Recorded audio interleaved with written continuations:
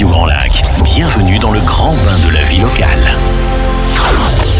À Aix-les-Bains, à Chambéry et bien plus encore, Radio Grand Lac vous accompagne sur le 92.1 FM. Cette émission vous est présentée par l'agence Gann Assurance, avenue Jean Jaurès à Chambéry. Vos assurances au quotidien. Arnaud vous donne les meilleurs conseils sur Radio Grand Lac. Bonjour à toutes et à tous pour cette nouvelle émission Vos assurances au quotidien. Bienvenue. Vous savez, cette émission vous aide à prendre les bonnes décisions par rapport à vos assurances, qu'elles soient personnelles ou professionnelles, et globalement à mieux comprendre l'univers de l'assurance ici sur Radio Grand Lac 92.1. Aujourd'hui, nous avons un sujet très important qui va concerner en particulier nos auditeurs, entrepreneurs et dirigeants d'entreprise. Aujourd'hui, on va parler de la GSC, c'est-à-dire la garantie sociale des chefs d'entreprise. Autrement dit, une assurance spécifique qui va offrir une couverture en cas de perte d'emploi du chef d'entreprise. Pour en discuter en détail, je suis accompagné aujourd'hui d'un expert sur cette assurance, spécialiste des assurances pour les dirigeants d'entreprise, représentant de l'association GSC. Marc Lamotte est avec nous aujourd'hui. Bonjour Marc, comment vas-tu ? Bonjour Arnaud, je te remercie déjà pour ton invitation. Oui, je vais très bien et c'est un plaisir d'être ici pour parler de ce sujet qui me tient vraiment à cœur. Te tient à cœur, oui, effectivement, on avait déjà eu l'occasion de se rencontrer et de faire des présentations conjointes lors d'événements, que ce soit d'événements de congrès d'assurance ou d'événements avec des organisations patronales comme le MEDEF dont je suis membre. Aujourd'hui, Marc, tu vas nous parler de cette assurance qui est aujourd'hui, à mon sens, indispensable pour les chefs d'entreprise. Vous savez, aujourd'hui, la plupart des assurances qui vous sont proposées ou les contrats que vous avez sont souvent des assurances obligatoires. L'assurance auto, l'assurance habitation, une RC décennale si vous êtes un professionnel du bâtiment. Mais on a toute une gamme aujourd'hui d'assurances qui, à mon avis, me paraissent indispensables, bien que non obligatoires. Et en l'occurrence, c'est l'assurance du dirigeant qui va permettre d'être indemnisé. Tu vas nous en parler plus en détail, Marc, qui va permettre aux dirigeants d'entreprise d'être indemnisé s'il perd son emploi. C'est un petit peu étonnant, Marc, de voir aujourd'hui qu'en tant que chef d'entreprise, on peut avoir ce type d'assurance parce que on se dit, je suis chef d'entreprise, j'ai aucun filet de sécurité. Qu'est-ce que c'est la GSC, Marc ? Est-ce que tu peux nous en parler un petit peu plus en détail ? Bien sûr Arnaud. Alors, comme tu le disais en préambule, la GSC, ça veut dire la garantie sociale du chef d'entreprise. En réalité, je suis le responsable pour la région Rhône-Alpes, Auvergne-Rhône-Alpes, de l'association GSC. En fait, cette association, elle a été imaginée et créée il y a 45 ans par les chefs d'entreprise et pour les chefs d'entreprise. Et cette association, en fait, elle accompagne ces dirigeants qui perdent leur emploi. Alors, tu as quelques chiffres à nous donner par rapport au contexte. Je sais, par exemple, entre Chambéry et Aix-les-Bains, on a 20 000 entreprises. Donc, il y a certainement des chefs d'entreprise qui nous écoutent aujourd'hui. Est-ce que tu peux nous donner quelques chiffres clés aujourd'hui, juste pour nous donner peut-être une idée à nos auditeurs de l'importance de ce type de garantie? Et finalement, si on parle d'assurance du dirigeant, on va parler de risque. Aujourd'hui, quand on est chef d'entreprise, on peut faire faillite, on peut avoir un mauvais contexte économique, le Covid, l'inflation, etc. Est-ce que tu peux nous donner quelques chiffres aujourd'hui, notamment sur le nombre de défaillances d'entreprises ?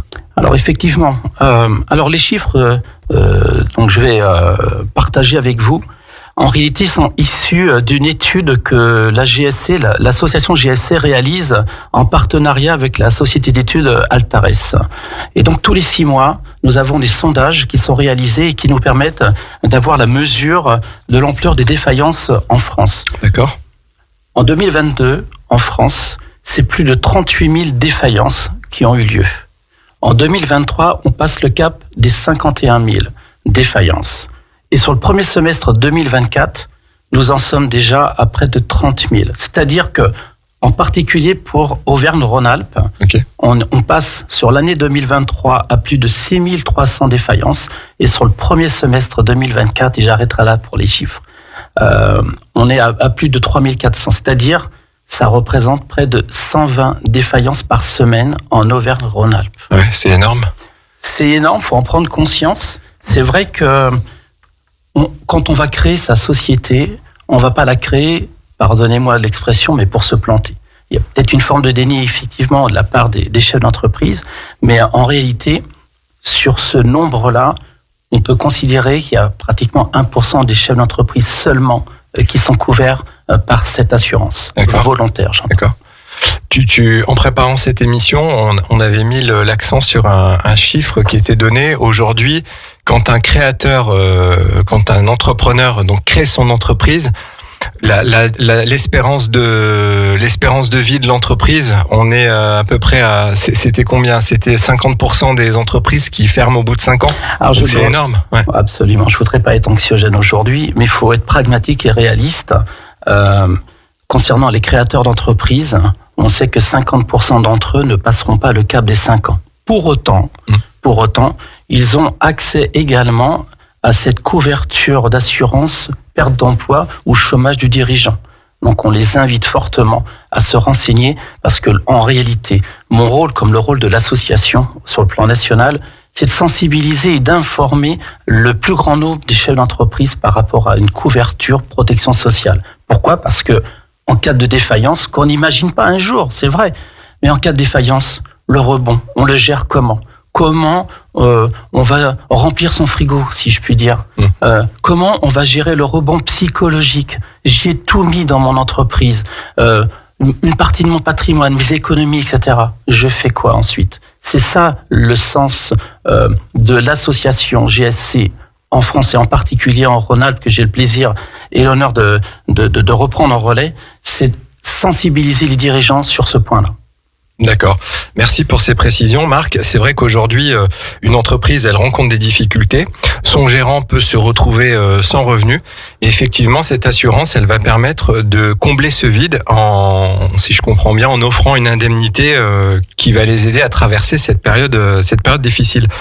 Marc, tu as mentionné une assurance pour les chefs d'entreprise. Ma question, c'est est-ce qu'elle concerne toutes les tailles d'entreprise et qui peut en bénéficier finalement ? En réalité, tout le monde peut en bénéficier à partir du moment où on est mandataire social, PDG, DG, etc., d'un grand groupe ou même de sa propre entreprise. Donc les dirigeants mandataires sociaux, mais ça peut être aussi un gérant de SARL minoritaire ou égalitaire, mais également les chefs d'entreprise qui sont TNS, travailleurs non salariés, je pense aux entrepreneurs individuels, artisans, commerçants. Ça marche aussi. Absolument, et des gérants majoritaires de SARL, etc., etc. Donc qu'on soit à la tête d'une petite SARL ou d'une grande SAS, finalement on peut souscrire à la garantie sociale du chef d'entreprise. C'est important pour la gestion d'une entreprise de bien faire attention à ce qui peut se passer. On peut aujourd'hui souscrire un contrat de prévoyance. On peut souscrire une garantie bris de machine pour faire face éventuellement aux pertes d'exploitation suite au bris d'une machine, à son vol, à cette détérioration. Aujourd'hui, on a beaucoup de choses qui sont couvertes dans le cadre de l'entreprise, mais souvent, l'entrepreneur pense à ses clients, ses fournisseurs, ses salariés. Il pense très très peu à lui. Ça, on le voit aussi bien sur l'aspect prévoyance dans notre quotidien d'agent général. On le voit au quotidien.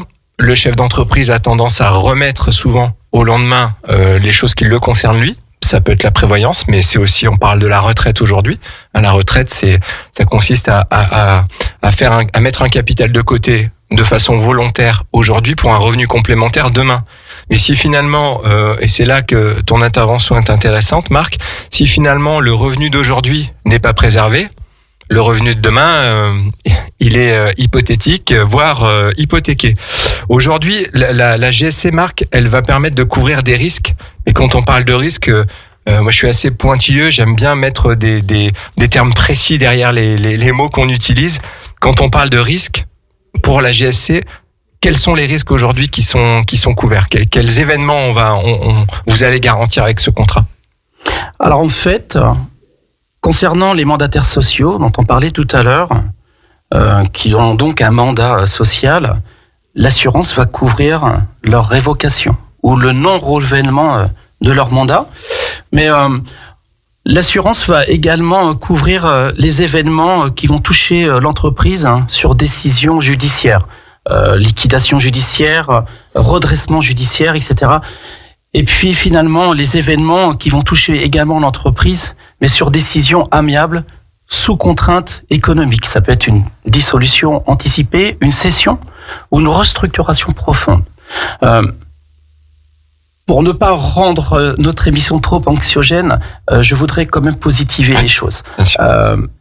Cette assurance qu'on fait, comme la plupart d'assurances, et tu es très bien placé pour le savoir, elle est faite pour ne pas s'en servir, tout le monde fait. Eh bien, c'est un filet de protection, un filet de sécurité, et j'aime à dire qu'il est là pour libérer l'audace du chef d'entreprise. Parce que le chef d'entreprise, en réalité, c'est un audacieux. C'est quelqu'un qui prend des risques, mais qui aime bien les maîtriser. Et par ce fait-là, je préfère qu'on puisse dire, mais libérez votre audace. Travaillez avec ce filet de sécurité au même titre, et tu sais très bien qu'ils sont couverts pour leur protection, prévoyance santé, etc. Ouais. C'est vrai ce que tu dis aujourd'hui. Moi-même, en tant que chef d'entreprise, ayant beaucoup de relations de chef d'entreprise, c'est vrai qu'aujourd'hui, quand on veut développer son entreprise, on doit prendre des risques. Et on sait que si on prend plus de risques, on a plus d'inconvénients, on a plus de contraintes, on a plus éventuellement de mauvaises conséquences à assumer si les choix se sont pas avérés totalement positifs. Mais on sait qu'aujourd'hui, vouloir développer une entreprise, c'est prendre des risques, et plus on prend de risques, plus on prend aussi, on va dire, l'option de pouvoir mieux gagner sa vie, de développer plus vite. Et j'ai remarqué, et ça c'est peut-être un aspect plus psychologique, on n'est pas vraiment dans le produit, là on est plus dans la psychologie, quand on sait qu'on a un filet de sécurité, eh ben on est plus audacieux. Absolument. On va pas freiner des cas de fer à vouloir investir. On va, quand on sait qu'on a un filet de sécurité, quelle que soit la situation, qu'elle soit professionnelle, personnelle, eh ben on est plus ambitieux, on est plus audacieux. Tu reviendras un petit peu plus tard sur les mécanismes d'indemnisation, mais je pense que c'était important de parler de ce sujet-là, de la prise de risque notamment. Bon là, on est vraiment dans le cadre de perte d'emploi involontaire. Pour assurer un risque, il faut qu'il soit aléatoire, quantifiable, et ça c'est la base on va dire, du métier d'assureur. À partir du moment où un risque devient certain, il est compliqué à assurer, il devient onéreux. Et là, je fais un parallèle, une parenthèse sur les aléas climatiques aujourd'hui que les compagnies d'assurance rencontrent, et elles vont devoir faire face à des indemnisations importantes. Là, on se rend compte que finalement, lorsqu'on subit un dégât des eaux, une perte d'exploitation, le premier réflexe qu'on a, c'est d'aller voir son assureur pour savoir comment on va être indemnisé. Eh bien, tous ces systèmes d'assurance qu'il y a pour la prévoyance, le dommage aux biens, la perte d'exploitation, ça finalement c'est super intéressant cette émission, parce qu'on se rend compte que en tant que chef d'entreprise, on peut bénéficier finalement d'une protection, je vais pas dire sociale, mais d'une protection financière, exactement comme un salarié. Ça, je pense que ça devrait inciter les gens qui sont actuellement salariés, qui s'interrogent sur le grand saut. Est-ce que je vais devenir chef d'entreprise ? Je vais prendre plus de risques, je vais perdre en protection. Finalement, Marc, un chef d'entreprise aujourd'hui peut avoir un filet de sécurité exactement comme un salarié. C'est exactement cela. Je rajouterai une chose. Choisir de se protéger, en fait, ça ne veut pas dire qu'on a peu de foi en son projet ou qu'on ne veut pas accepter de prendre de risques. Mais pour moi, c'est vraiment au contraire faire le choix de le maîtriser pour avoir toutes les chances de rebondir en cas de coup dur, en fait. Et la solution, c'est l'anticipation. On anticipe les coups durs, on se protège avec l'assurance perte d'emploi du dirigeant, donc la GSC, et on le disait... en étant protégés, les entrepreneurs, tout compte fait, savent que leur aventure entrepreneuriale ne mettra pas en péril leur patrimoine, leur niveau de vie, leur sphère familiale et personnelle également. Parce qu'un chef d'entreprise, quand il se lance dans cette aventure, il embarque, pardonnez-moi l'expression, mais sa famille avec lui. C'est ça qui est important de dire. Ouais, c'est vrai que cette décision, elle est pas sans conséquence. Aujourd'hui, quand on est chef d'entreprise et qu'on a une famille, une femme, des enfants, des proches, on n'a pas, encore une fois, la même notion de prise de risque. Et comme je disais il y a quelques minutes, le fait de savoir qu'on est correctement couvert et qu'on a un filet de sécurité si jamais, même en tant que chef d'entreprise, on perd son emploi, eh bien, on pourra être indemnisé, on aura un filet de sécurité. Je vous propose qu'on fasse notre pause musicale et on revient après avec toi, Marc, et à ce moment-là, tu vas nous dire concrètement comment ça marche et finalement le montant de l'indemnisation, la durée et les services d'accompagnement qui sont proposés aux dirigeants si ce risque, malheureusement pour lui, se réalise. À tout de suite. À Aix-les-Bains et autour du lac du Bourget, Radio Grand Lac, la radio de l'identité locale. Cette émission vous est présentée par l'agence Gann Assurance, avenue Jean Jaurès à Chambéry. Vos assurances au quotidien. Arnaud vous donne les meilleurs conseils sur Radio Grand Lac. On est de retour pour cette émission consacrée aujourd'hui à l'assurance perte d'emploi des entrepreneurs. Quel pilote aujourd'hui prendrait le départ d'une course sans son casque ? Quel alpiniste irait gravir les plus hauts sommets sans kit de secours ? Eh bien aujourd'hui, on a Marc Lamotte qui est avec nous, qui est représentant régional de l'association GSC, Garantie sociale du chef d'entreprise, qui est une assurance perte d'emploi qui vous permettra, en cas de perte de votre statut de chef d'entreprise ou de votre mandat, d'être indemnisé. C'est ça, Marc ? Oui, absolument, Arnaud, absolument. Sur cette première partie de l'émission, on vous a effectivement décrit ce que c'était la GSC et comment elle marchait, à qui elle s'adressait. Mais une assurance, on aime bien savoir dans cette émission qu'est-ce qu'on paye et pour avoir quoi comme service. Concrètement, on parle d'indemnisation financière, mais il n'y a pas que ça. Il y a des services associés également à cette garantie d'assurance. Tu vas nous en parler. Comment on va choisir le montant de l'indemnisation, par exemple, aujourd'hui sur cette gamme de produits ? Alors, en fait, je dirais que son fonctionnement, il est vraiment très simple et flexible. Le dirigeant va choisir le montant de sa cotisation ou de son indemnisation entre 16 000 euros et 250 000 euros. La fourchette est large quand même. Et sur une période de 9, 12 ou 18 mois, que j'aime appeler la période de rebond au compte fait. Il va bénéficier en plus de son indemnisation GSC d'un accompagnement vraiment très complet et d'une aide au rebond avec le fonds social que propose la GSC et une assistance emploi mutuelle. En fait, on se retrouve vraiment, si on fait un parallèle avec les assurances classiques, avec des montants, donc de l'argent qui est une indemnisation qui est versée, et également des services associés. Et là, tu parlais d'un accompagnement complet et d'une aide au rebond. Est-ce que dans les modalités de souscription, donc nous, je sais qu'on le fait bien sûr à l'agence, mais il y a vraiment un questionnaire de découverte que vous donnez aux clients, à savoir pour calibrer ses revenus, comment vous faites aujourd'hui. Est-ce que c'est on jette une pièce et on se dit c'est à peu près ça, ou il y a une vraie étude qui est faite pour dire non, finalement c'est vraiment ce montant-là d'indemnisation qui vous correspond. Comment vous appréhendez ça avec les souscripteurs ? En fait, c'est quand même une assurance volontaire. Donc le dirigeant ou le mandataire social va pouvoir se rendre sur notre site qui est très intuitif et très simple sur gsc.asso.fr. Il a un calculateur, il a toutes les informations à sa disposition et donc c'est un accès libre et évidemment protégé. À partir de là, je vais vous donner un exemple. Oui, ça sera peut-être pour un travailleur non salarié, par exemple. Imaginons absolument un dirigeant SARL, travailleur non salarié.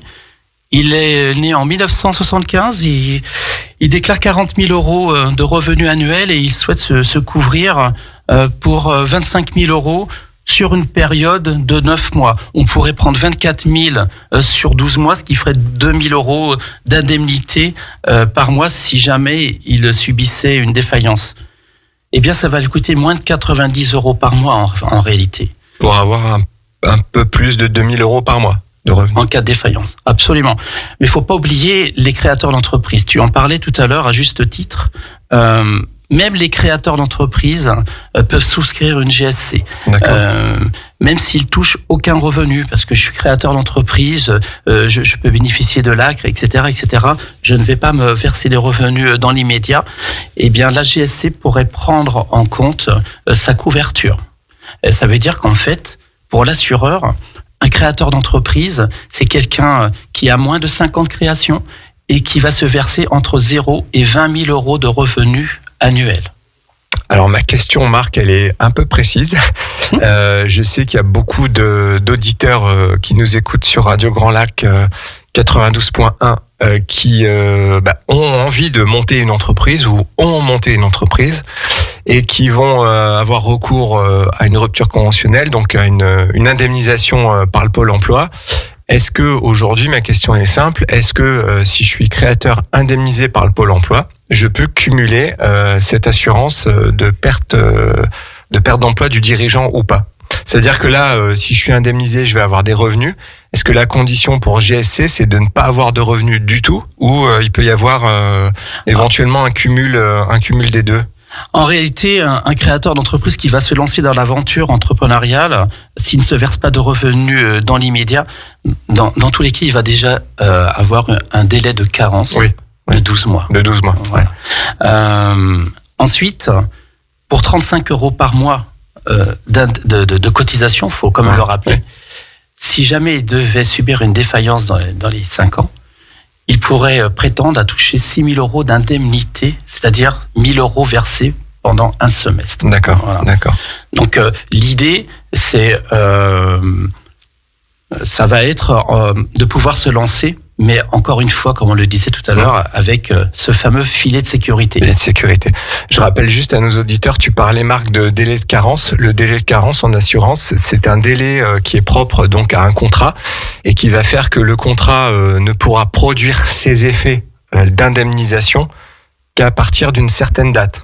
Concrètement, si je souscris un contrat de prévoyance individuelle et que j'ai un délai de carence de 3 mois, si je déclare une incapacité de travail à mon assureur au bout de 2 mois, à partir de la date de souscription du contrat, le contrat ne pourra pas produire ses effets. C'est-à-dire que le contrat vous garantit un certain nombre d'indemnisations, mais le contrat ne pourra produire ses effets qu'à partir d'un certain délai. Si je prends un exemple avec un contrat de complémentaire santé, le contrat de complémentaire santé, si j'en ai pas et que j'en souscris un demain, il peut tout de suite produire ses effets. Donc je peux avoir une prise en charge de mes médicaments, de mes soins immédiate. Il n'y a pas de délai de carence. Donc finalement, par rapport à la question que je te posais, Marc, on arrive quand même à juxtaposer les deux périodes, puisque on sait très bien que quand on crée une entreprise, on va être on va faire sa rupture conventionnelle, par exemple. On va prendre du temps pour soi, pour son projet, un projet professionnel. On va commencer à être indemnisé. Et on sait qu'aujourd'hui, les durées d'indemnisation, je sais qu'avec la réforme Attal, elles sont sur le point d'être réduites si c'est pas fait. Mais bon, avec le contexte actuel au niveau législatif, on sait pas trop ce qui va être modifié, conservé. Finalement, ce qui est intéressant, c'est de se dire, je vais avoir une période d'indemnisation de 12 mois restants, si j'ai utilisé les 6 premiers mois pour construire mon projet. Il faut que je pense absolument à ce que tu disais, Marc, par rapport à ce délai de carence, à souscrire mon contrat auprès de l'association GSC pour pouvoir faire en sorte que mon contrat produise ses effets, donc éventuelle d'indemnisation à partir du moment où je serai plus indemnisé par le Pôle emploi. Est-ce que tu peux nous donner un exemple? Je sais qu'on en a en auditeur. Pour un mandataire social, par exemple, je suis mandataire social, j'ai choisi donc de souscrire mon contrat GSC. Tu nous as parlé tout à l'heure de 40 000 € de revenus annuels pour une indemnité de 25 000 € dans le cas d'un travailleur non salarié. Si je suis dirigeant mandataire social, je peux être assimilé salarié pour le coup? C'est le cas. C'est le cas, hein, bien sûr.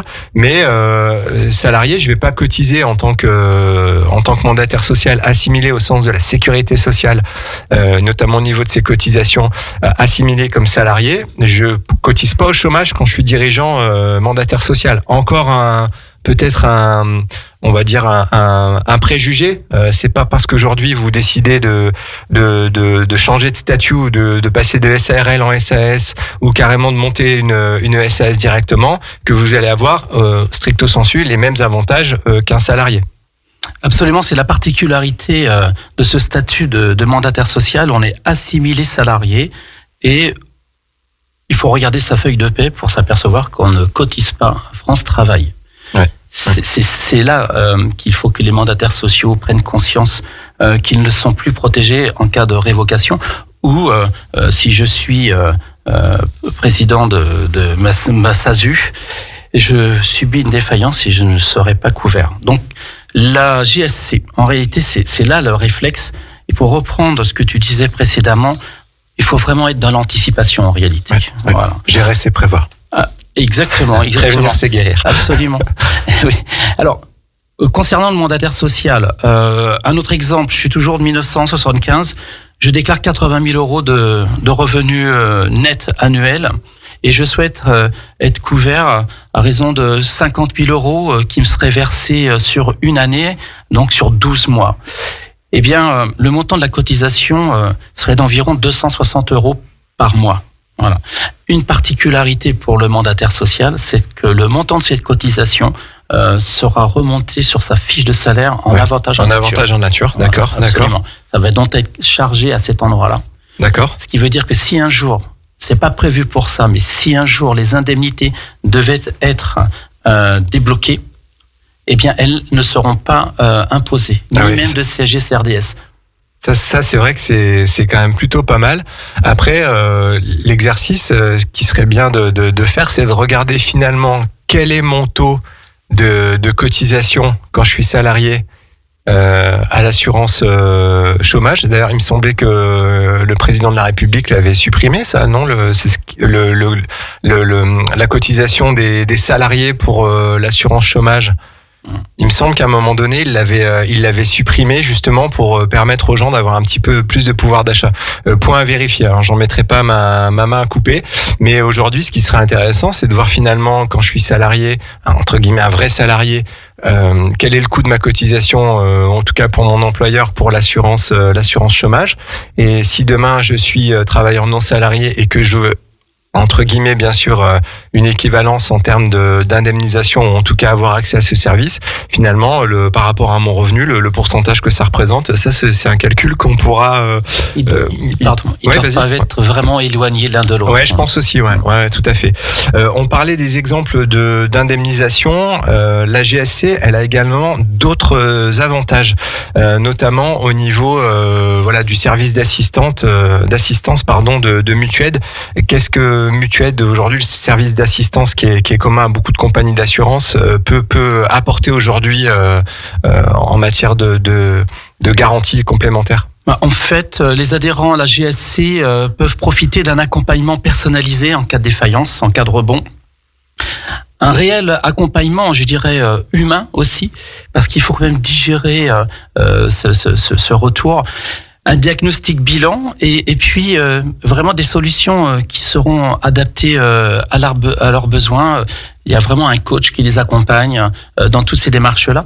Mais en cas de difficultés financières, les adhérents à la GSC peuvent faire également appel à la GSC justement pour actionner, j'allais dire, le fonds social de la GSC. Alors, autant Mutuaide, ça va être un budget d'environ 5 000 euros hors taxe. D'accord. Et le fonds social de la GSC, ça va représenter à peu près 5 000 euros. Voilà. J'ai un point à préciser également. Oui. Ça va concerner les mandataires sociaux. Pour la retraite? Absolument. Ouais, voilà. ouais. Le mandataire social, on l'a dit, il ne cotise pas à France Travail. Pour autant, il va cotiser à sa caisse de retraite complémentaire à Gicarco quand il est en poste. Oui. En revanche, dès qu'il est révoqué, il ne cotise plus. Eh bien, avec la GSC, il a la possibilité, dans cette période de rebond, pendant laquelle il ne va plus cotiser à la Gicarco notamment, il a la possibilité de racheter ses points retraite, de demander une facture acquittée à Gicarco et de la transmettre à la GSC qui va lui rembourser ses points retraite. C'est pas mal ça. Ouais, et dans un délai de 12 mois, c'est-à-dire 4 trimestres de points retraite auxquels il n'aurait pas souscrit, cotisé, eh bien il peut les racheter. Ça c'est quand même c'est une très très bonne. Ça je connaissais pas. Je savais qu'il y a quelque chose pour la retraite, mais effectivement sur le rachat des points, ça je savais pas. C'est plutôt bien, hein, ce qui signifie qu'en fait si vous avez une entreprise, si j'ai bien compris, vous perdez votre emploi grâce à l'association GSC. En gros, on va pouvoir continuer de valider des trimestres alors qu'on n'a plus de revenus. C'est ça, Marc? Exactement, ouais. absolument. Ok. Tu nous parlais il y a quelques minutes, Marc, du traitement fiscal des cotisations et des indemnités. Aujourd'hui, si je suis travailleur non salarié, il y a un certain nombre de choses que je peux déduire en tant que travailleur non salarié. Je pense que nos auditeurs travailleurs non salariés qui nous écoutent se reconnaîtront dans cette situation. On parle souvent d'avantages avec la loi dite Madelin. Donc Madelin, c'est une loi, un cadre fiscal qui permet en fait de déduire un certain nombre de choses pour sa protection sociale et personnelle. Comment ça se passe si je suis travailleur non salarié avec la loi Madelin? Je peux déduire mes cotisations comme je fais pour ma prévoyance, ma santé? Absolument, ça rentre dans le cadre de la loi Madelin. Les cotisations sont déductibles. En revanche, si je passe par la loi Madelin pour bénéficier de cette déduction, mes indemnités, si un jour devaient être débloquées, elles seront soumises à l'impôt sur le revenu. Voilà. D'accord. En revanche, si je fais le choix de ne pas passer justement ces cotisations dans le cadre de la loi Madelin, à ce moment-là, les cotisations seront chargées et les indemnités, elles, ne seront pas soumises à l'impôt sur le revenu. Donc ça, je peux le choisir au début lors de ma souscription? Absolument. Est-ce que je peux le modifier en cours de route? C'est-à-dire, après, il y a possibilité de modifier les garanties de son contrat. D'accord. Donc cette garantie GSC, qui est l'objet de cette émission aujourd'hui, je te remercie Marc encore d'avoir accepté de cette interview et de jouer le jeu avec moi. Cette assurance-là, finalement, va présenter peu ou prou les mêmes avantages en termes de protection que les assurances classiques qui sont possibles pour les travailleurs non salariés. Également, tu nous disais, c'est possible pour les dirigeants et les mandataires sociaux. Le principe d'une assurance, tu le sais, c'est qu'on va garantir un certain nombre de choses. Ça va coûter tant, on va avoir tant d'indemnisation. Ça peut être, comme tu disais, une indemnité financière ou des avantages, en termes d'assistance. Un contrat d'assurance, il y a toujours des exclusions. Et on va terminer cette interview sur ce thème-là. La GSC, ok, ça m'intéresse. Par contre, je suis peut-être pas éligible à ce dispositif. Est-ce que on a des exclusions aujourd'hui sur la GSC et quelles sont-elles et est-ce que tu peux nous en dire plus? Alors effectivement, la GSC ne va pas couvrir les professions libérales qui exercent en indépendant, les exploitants agricoles et ni les micro-entrepreneurs. Voilà, toute cette catégorie socio-professionnelle n'est pas concernée. D'accord, mais entreprise individuelle, je peux. Entreprise individuelle, oui, avec une déclaration en BIC. Oui, d'accord. Ok. Voilà. Okay. Et revenant sur les professions libérales, elles peuvent souscrire une GSC si elles sont en société, une CA, par exemple. Oui, d'accord. Oui, donc là, ça peut être le cas pour certaines professions libérales qui décident de créer des sociétés d'exercice libéral, par exemple. Tout ce qui va être société de moyens aussi, ça c'est possible. Exactement. Ouais, ok. Ça veut dire qu'en fait, cette assurance, elle s'adresse quand même au plus grand nombre. C'est une assurance à base large. Pour y accéder à cette assurance, bien sûr, en tant que chef d'entreprise, vous pouvez revenir vers moi, soit par les réseaux sociaux Gann Chambéry Jaurès, Instagram, Facebook, ou nous trouver sur Internet, ou par l'intermédiaire de Radio Grand Lac. Si on veut aujourd'hui en savoir plus sur la GSC, bien sûr, vous pouvez venir me rencontrer, mais je crois c'est distribué dans certaines conditions via des organismes patronaux. C'est proposé en priorité à certaines corporations patronales. En réalité, l'association a été créée par les organisations patronales il y a 45 ans, c'est notre anniversaire. Le MEDEF, la CPME, l'U2P les a rejoints en cours de route et pour bénéficier des conditions de la GSC, il faut être adhérent d'une organisation patronale. D'accord. Voilà. Donc, effectivement, l'idée de l'association, et en particulier sur Auvergne-Rhône-Alpes, c'est de sensibiliser, je le disais en préambule, et informer le plus grand nombre des dirigeants à travers les prismes de la région socio-économique, que ce soit les chambres consulaires, les pouvoirs publics, oui. Les organisations patronales, et vous, assureurs GAN. Merci Marc, je te remercie pour toutes ces précisions. Merci d'être venu pour cette interview sur la garantie sociale du chef d'entreprise. Cette émission sera disponible en podcast sur YouTube dans quelques jours. Je vais rendre l'antenne. Je serai ravi de vous retrouver dans 15 jours pour une nouvelle émission Vos assurances au quotidien, pour vous aider à prendre les bonnes décisions sur toutes vos assurances. Encore merci Marc de ta présence aujourd'hui. Vive la JSC, puis bon anniversaire. Merci Arnaud, et merci à toi en tout cas pour m'avoir permis de pouvoir parler au plus grand nombre sur ce beau département et belle région. Merci Marc, à bientôt. Au revoir à tous.